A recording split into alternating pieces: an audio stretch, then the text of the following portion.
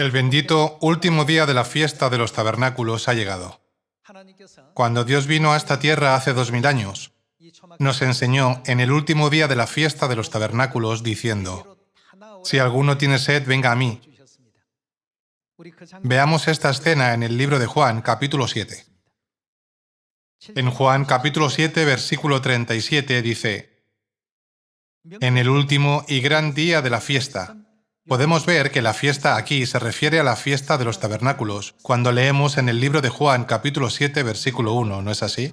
En el último y gran día de la fiesta, es decir, en el último día de la fiesta de los tabernáculos, Jesús se puso en pie y alzó la voz, diciendo: si alguno tiene sed, venga a mí y beba.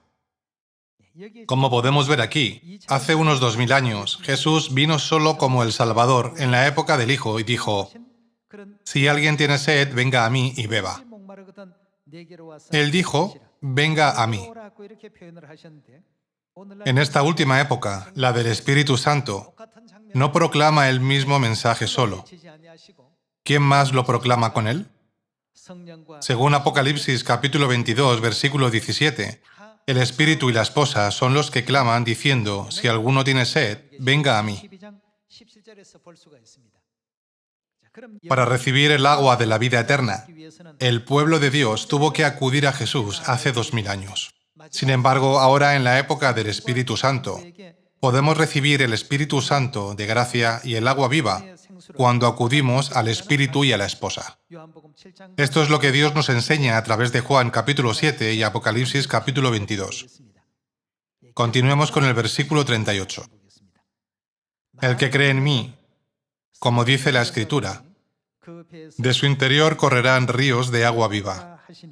Esto dijo del Espíritu que habían de recibir los que creyesen en él. Aquí, Jesús nos dio la palabra de la promesa: el que cree en mí, el agua viva fluirá de su interior. Veamos la misma escena en el libro de Apocalipsis, capítulo 22. En el capítulo 22, versículo 17, dice: y el Espíritu y la esposa dicen: ven. Y el que oye diga: ven. Y el que tiene sed, venga. Y el que quiera, tome del agua de la vida gratuitamente. Aquí está escrito: el Espíritu y la esposa dicen: ven. Al igual que Jesucristo llamó a la humanidad en el último día de la fiesta de los tabernáculos hace 2000 años, el apóstol Juan vio la revelación del Espíritu y la esposa llamando a la humanidad en esta época. Por eso, el Padre Celestial dio esta enseñanza a los hijos celestiales. El requisito previo para recibir el Espíritu Santo es conocer a Dios. En la época del Hijo, debíamos conocer y creer en Jesús. Y en la época del Espíritu Santo, para completar el significado de la fiesta de los tabernáculos, debemos conocer y tener fe en el Padre Celestial y la Madre Celestial, que son el Espíritu y la esposa. Cuando aumentemos nuestra fe en el Padre y la Madre al 100%, ¿no seremos todos testigos de la asombrosa obra del Espíritu Santo? Vayamos al libro de Juan, capítulo 20, y leamos juntos Juan, capítulo 20, versículo 19. Cuando llegó la noche de aquel mismo día, el primero de la semana, estando las puertas cerradas en el lugar donde los discípulos estaban reunidos por miedo de los judíos, vino Jesús y puesto en medio, les dijo: paz a vosotros. Y cuando les hubo dicho esto, les mostró las manos y el costado. Y los discípulos se regocijaron viendo al Señor. Entonces Jesús les dijo otra vez: paz a vosotros. Como me envió el Padre, así también yo os envío. Y habiendo dicho esto, sopló y les dijo: recibid el Espíritu Santo. Hace unos 2000 años, Jesucristo, que es Dios, vino a esta tierra en carne y dijo a los discípulos reunidos: recibid el Espíritu Santo. Con estas palabras, los discípulos fueron conmovidos por el Espíritu Santo. Y al estar llenos del Espíritu Santo, una gran obra ocurrió en ese momento. No es diferente en esta época. Dios vino a esta tierra vistiéndose de carne y dijo a sus hijos: recibid el Espíritu Santo. Es a través de su palabra misma que el poder y la autoridad del Espíritu Santo vienen sobre nosotros. Según Génesis capítulo 1, en el principio, cuando Dios dijo, sea la luz, ¿qué ocurrió después? Fue la luz. Cuando Dios dijo, haya expansión en medio de las aguas y separe las aguas de las aguas, entonces, ¿qué ocurrió? El agua debajo de la expansión se separó del agua sobre la expansión.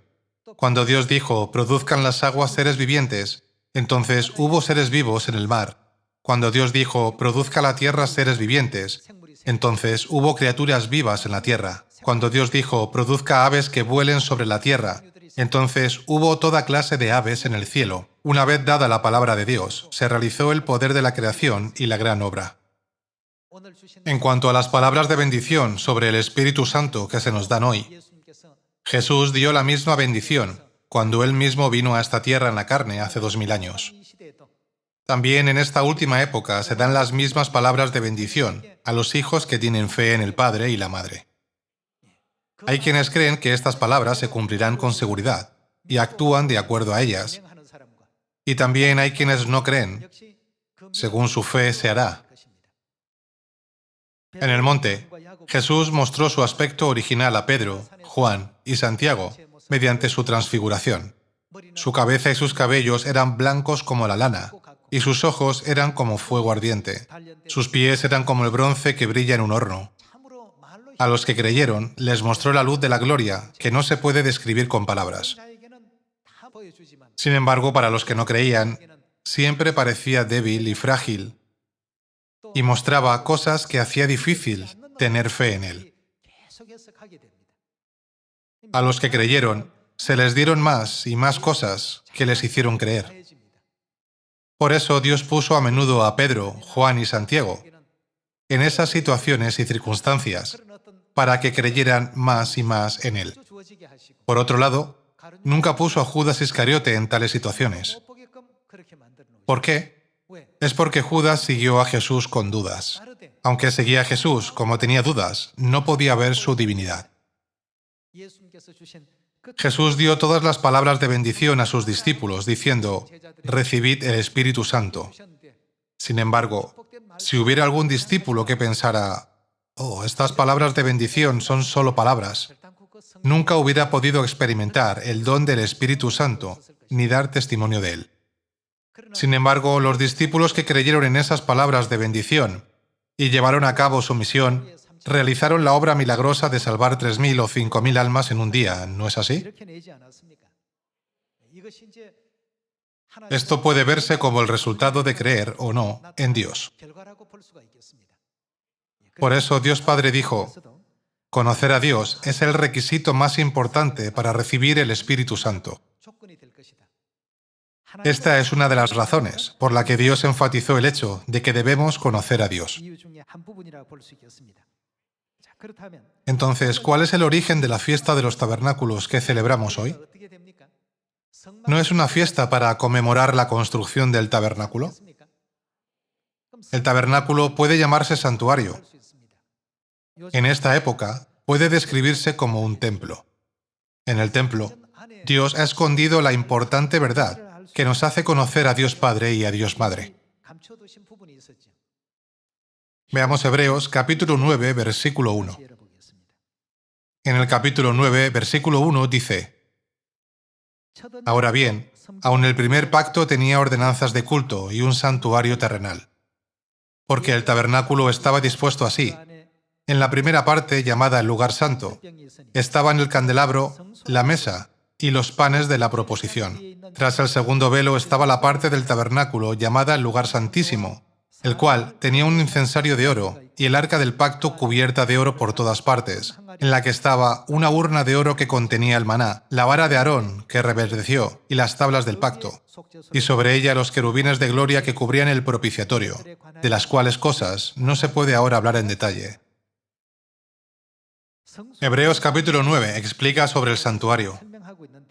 En el santuario, la primera parte, el lugar santo, y la segunda parte, el lugar santísimo, están conectadas como una sola. La cortina separa la primera parte de la segunda. En cuanto al lugar santo, que está delante, y el lugar santísimo que está detrás, hay algo que Dios quiere enseñar a sus hijos en la época del Espíritu Santo. Podemos recibir el Espíritu Santo de la lluvia tardía solo cuando conocemos al Espíritu y la Esposa, que nos dan el agua de la vida a través de la fiesta de los tabernáculos. A continuación, veamos el lugar santísimo en el libro del Éxodo, capítulo 25, a través del evento conmemorativo de la construcción del tabernáculo. Vayamos a Éxodo, capítulo 25, versículo 9. Conforme a todo lo que yo te muestre, el diseño del tabernáculo y el diseño de todos sus utensilios, así lo haréis. Todo esto es lo que Dios ordenó. Continuemos con el versículo 10. Harán también un arca de madera de acacia, cuya longitud será de 2 codos y medio, su anchura de codo y medio, y su altura de codo y medio. Y la cubrirás de oro puro por dentro y por fuera, y harás sobre ella una cornisa de oro alrededor. Fundirás para ella 4 anillos de oro, que pondrás en sus 4 esquinas, 2 anillos a un lado de ella, y 2 anillos al otro lado.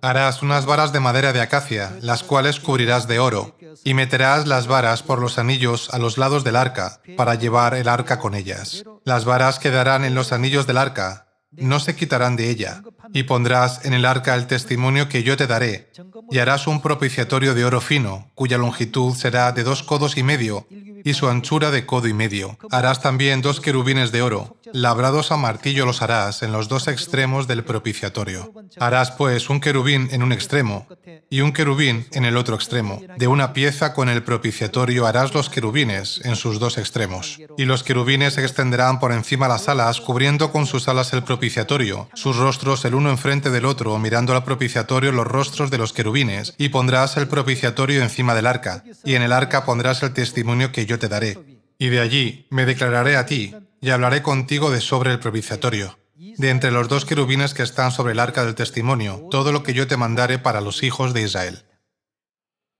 ¿Dónde se colocó el arca del pacto? No se colocó en la primera parte, el lugar santo. Entonces, ¿dónde se colocó? Fue colocado en el lugar santísimo. ¿Qué forma tiene el lugar santísimo? Con respecto a esto, veamos las enseñanzas de Primero de Reyes, capítulo 6, versículo 16. En el capítulo 6, versículo 16 dice: Asimismo hizo al final de la casa un edificio de 20 codos, de tablas de cedro, desde el suelo hasta lo más alto. Así hizo en la casa un aposento que es el lugar santísimo. La casa, esto es, el templo de adelante, tenía 40 codos, y la casa estaba cubierta de cedro por dentro, y tenía entalladuras de calabazas silvestres y de botones de flores.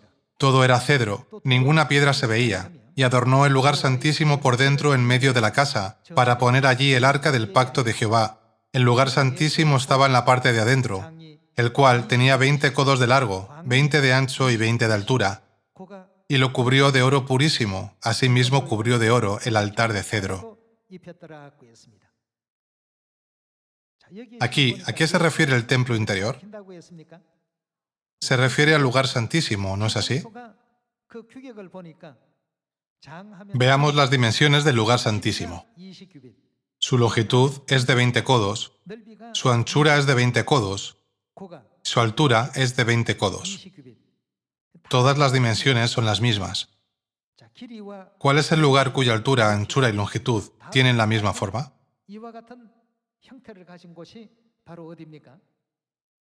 Es el lugar santísimo en el tabernáculo. ¿Cómo se cumplirá esta profecía? Esta profecía se cumple a través de Jerusalén, que desciende del cielo. El lugar santísimo es el tabernáculo, que se construyó en esta tierra según el modelo que hay en el cielo, ¿no es verdad? Dios dijo: haz todas las cosas conforme al modelo que se te ha mostrado en el monte.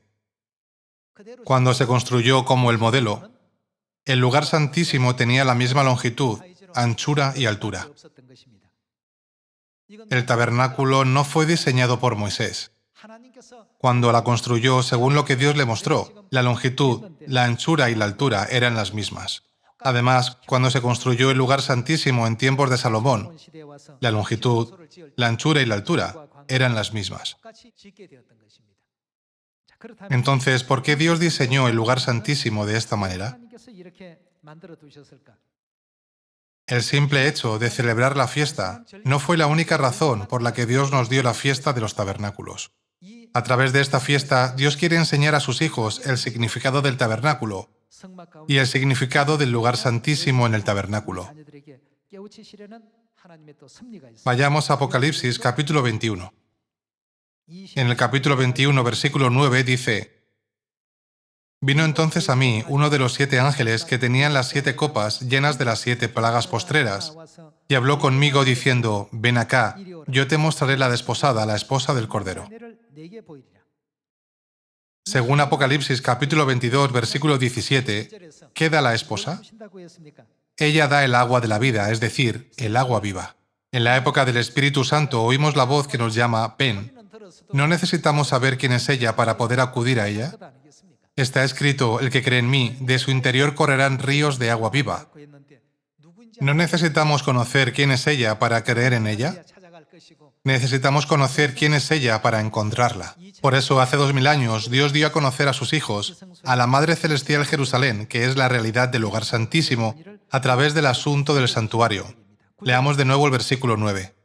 Vino entonces a mí uno de los 7 ángeles que tenían las 7 copas llenas de las 7 plagas postreras, y habló conmigo diciendo: Ven acá, yo te mostraré la desposada, la esposa del Cordero. Y me llevó en el espíritu a un monte grande y alto y me mostró. ¿Qué le mostró el ángel? La gran ciudad santa de Jerusalén, que descendía del cielo, de Dios, teniendo la gloria de Dios. Y su fulgor era semejante al de una piedra preciosísima, como piedra de jaspe, diáfana como el cristal.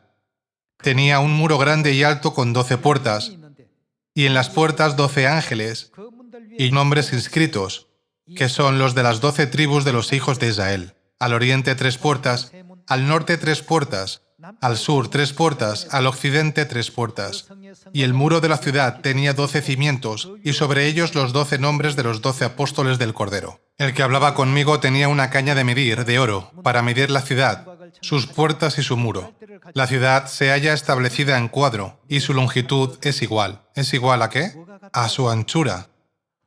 Y él midió la ciudad con la caña, 12.000 estadios, la longitud, la altura y la anchura de ella. ¿Cómo eran la longitud, la altura y la anchura? Son iguales. Al estudiar el santuario, ¿cuáles son las dimensiones del lugar santísimo cuando leemos 1 de Reyes, capítulo 6, versículo 18? La longitud, la anchura y la altura eran iguales. En Apocalipsis capítulo 21 está escrito que las dimensiones son iguales en la longitud, anchura y altura. Así, la Biblia describe que Jerusalén, cuya longitud, anchura y altura son iguales. Es lo mismo que Dios diseñó en el Antiguo Testamento. El apóstol Juan vio el mismo diseño de Jerusalén en la Revelación. El ángel le dijo: Te mostraré a la esposa del Cordero, y le mostró el lugar santísimo. Llamó a la ciudad Jerusalén. Dios utilizó diferentes expresiones a lo largo de muchos versículos de la Biblia para explicar claramente sobre la esposa escrita en el versículo: el espíritu y la esposa dicen ven. Continuemos con el capítulo 21, versículo 2. Y yo, Juan, vi la santa ciudad, la nueva Jerusalén, descender del cielo de Dios. ¿Dónde está esta Jerusalén? Jerusalén está en el cielo.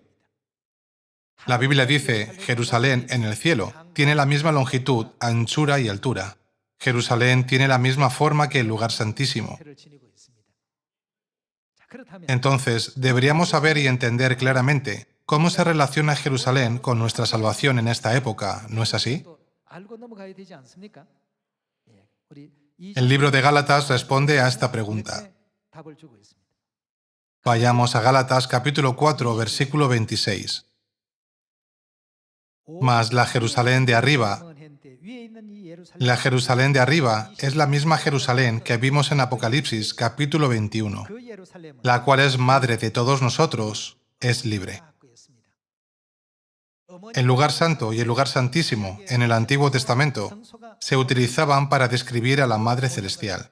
¿Por qué diseñó Dios el lugar santísimo, que tiene la misma longitud, anchura y altura, en el Antiguo Testamento, que sirve como una copia? ¿Quién aparece en Apocalipsis capítulo 21 que Dios quiere darnos a conocer? Quería que sus hijos conocieran la existencia de la Madre Celestial, que es Jerusalén. Cuando acudamos a la Madre Celestial, ¿qué se nos concederá? Si alguno tiene sed, venga a mí y beba. El Espíritu y la esposa dicen, ven. Por lo tanto, aquellos que entienden correctamente, comprenden y creen en Dios el Padre, que es el Espíritu Santo, y en la Madre Celestial, que es la esposa, definitivamente recibirán la bendición del Espíritu Santo de la lluvia tardía. También debemos creer firmemente que todas las palabras de Dios se cumplirán con seguridad. Hace unos 2000 años, Jesús dijo a sus discípulos, recibid el Espíritu Santo. Los discípulos que creyeron en las palabras del Espíritu Santo recibieron todo el poder del Espíritu Santo en abundancia y desempeñaron un gran papel en la predicación del Evangelio, ¿no es así? Cada año, en el último día de la fiesta de los tabernáculos, la Madre Celestial dice a sus hijos, reciban el Espíritu Santo, a través de su oración y con sus propias palabras. Ahora, podemos decir que hemos conocido a la Madre Jerusalén Celestial, que es la realidad del lugar santísimo. Debemos creer firmemente que cada palabra que viene de la Madre Celestial es el agua de la vida, y debemos tener la convicción de que podemos entrar en el eterno reino de los cielos cuando obedecemos su palabra siguiéndola donde quiera que nos guíe. Entonces, con respecto al santuario, volvamos a Ezequiel capítulo 47 y confirmemos una vez más, ya que este capítulo también está relacionado con Jerusalén. Vayamos al capítulo 47, versículo 1.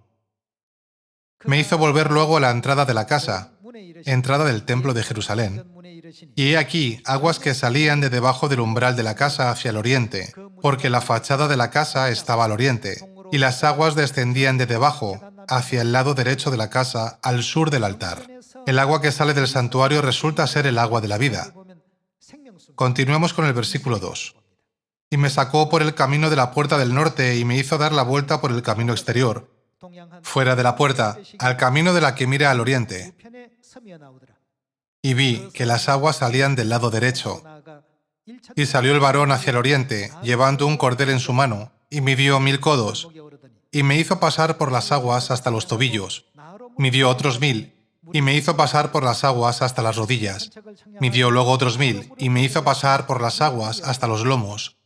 Midió otros 1000, y era ya un río que yo no podía pasar, porque las aguas habían crecido de manera que el río no se podía pasar sino a nado. En este versículo simplemente está escrito, el agua que salía del santuario se convirtió en un río. Pero esta agua también se menciona en el libro del Apocalipsis, capítulo 22. Se revela que esta agua es el río del agua de la vida. En la Biblia, todas las palabras están conectadas y tienen sus palabras compañeras. Continuemos con el versículo 6. Y me dijo, ¿has visto, hijo de hombre? Después me llevó y me hizo volver por la ribera del río. Y volviendo yo, vi que en la ribera del río había muchísimos árboles a uno y a otro lado. Y me dijo, estas aguas salen a la región del oriente, y descenderán al Arabá, y entrarán en el mar. Y entradas en el mar recibirán sanidad las aguas. Hoy, la Madre Celestial nos ha bendecido con sus oraciones, para que todos nosotros recibamos el Espíritu Santo, y también nos ha dicho que hemos recibido el Espíritu Santo. Hace unos 2000 años Jesús pronunció la misma palabra, diciendo a sus discípulos que recibieran el Espíritu Santo. ¿Qué ocurrió después de que los discípulos recibieran el Espíritu Santo? ¿No desempeñaron un gran papel en la predicación del Evangelio después de recibir el Espíritu Santo? Lo mismo ocurre en esta época. Hoy, Dios ha dado el bondadoso Espíritu Santo a todos los hijos de Sion en todo el mundo. En Ezequiel capítulo 47, se expresa de una manera que podemos entender el estado espiritual. Continuemos con el versículo 9. Y toda alma viviente que nadare por donde quiera que entrar en estos dos ríos, significa donde quiera que llegue el río de agua de la vida, vivirá. Ahora todos los seres vivientes vivirán. Pueden vivir, así que ahora no debemos estar indiferentes en la obra de entregar el agua de la vida para que puedan vivir, ya que la Madre Celestial permitió que se llevara a cabo la obra de la gloria y abrió el camino para el Evangelio. Vayamos todos a Samaria y hasta lo último de la tierra con la gracia que hemos recibido. Debemos llevar a cabo esta obra del Evangelio con la convicción de que todo aquel que recibe el agua de la vida puede vivir. Leamos de nuevo el versículo 9. Y toda alma viviente que nadare por donde quiera que entrar en estos dos ríos vivirá. Y habrá muchísimos peces por haber entrado allá a estas aguas, y recibirán sanidad. Y vivirá todo lo que entrare en este río. Todo aquí vivirá. Ninguna criatura es una excepción. La Biblia dice que todo vivirá. Dios ya nos habló de los efectos espirituales de la medicina. Por ello, no debemos dudar preguntándonos, ¿funcionará o no? Donde quiera que haya una herida que deba ser curada, prediquemos sin demora la noticia de la Madre Celestial. Y vivirá todo lo que entrare en este río. Continuemos con el versículo 10. Y junto a él estarán los pescadores, y desde Engadi hasta Eneglaim será su tendedero de redes. Y por sus especies serán los peces tan numerosos como los peces del mar grande. Sus pantanos y sus lagunas no se sanearán, quedarán para salinas. Y junto al río, en la ribera, a uno y otro lado, crecerá toda clase de árboles frutales. Sus hojas nunca caerán, ni faltará su fruto. A su tiempo madurará, porque sus aguas salen del santuario. Y su fruto será para comer, y su hoja para medicina. Aquí está escrito, sus aguas salen del santuario. Dado que el lugar santo y el lugar santísimo están separados por una cortina en el interior, ambos se denominan simplemente el lugar santo desde el exterior. En el libro de Hebreos está escrito, entró en el lugar santísimo. A su tiempo madurará, porque sus aguas salen del santuario, y su fruto será para comer, y su hoja para medicina. Queridos hermanos, hoy, a través de la fiesta de los tabernáculos, se nos da el agua de la vida. Debemos utilizarla continuamente para salvar a la humanidad. Haciendo esto, no dejen que se apague la gran gracia y las abundantes bendiciones del Espíritu Santo de la lluvia tardía, que se nos han dado en el último día de la fiesta de los tabernáculos. En cambio, salvemos a nuestros vecinos, nuestras familias y nuestros parientes. Después veremos qué cambio se producirá a nuestro alrededor. Demostrando el poder espiritual de la curación, llevaremos a toda la humanidad que está destinada a morir a la verdad de la vida y la guiaremos a la salvación. Pidiendo a todos los miembros de nuestra familia de Sion que tomen la iniciativa de predicar el Evangelio en Samaria y hasta lo último de la tierra con fe, me gustaría concluir el sermón de hoy. Muchas gracias.